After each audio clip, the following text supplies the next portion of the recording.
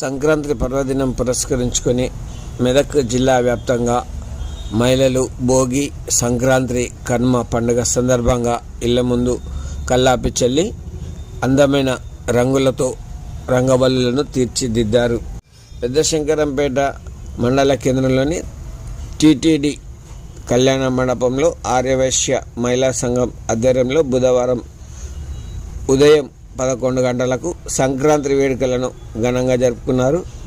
వేద బ్రాహ్మణుల పండితుల మంత్రోచ్చారణాల మధ్య సామూహికంగా మహిళలు పంచ కళ్యాణాలు, బృందావనం, నోములు, గాజుల బండి తదితర కార్యక్రమాలను అంగరంగ వైభవంగా నిర్వహించారు. అత్యధిక ప్రసాదాలతో స్వామివారికి సమర్పించి ఒకరినొకరు సమర్పించుకున్నారు.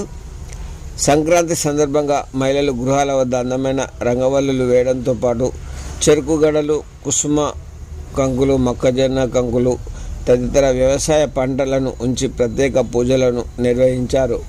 ఈ కార్యక్రమంలో మాజీ వైస్ ఎంపీపీ లక్ష్మీ రమేష్, ఆర్య వైశ్య సంఘం అధ్యక్ష ప్రధాన కార్యదర్శులు రాగం అర్చన, చకిలం విశాల మహిళలు అధిక సంఖ్యలో పాల్గొన్న ఈ కార్యక్రమాన్ని విజయవంతం చేశారు.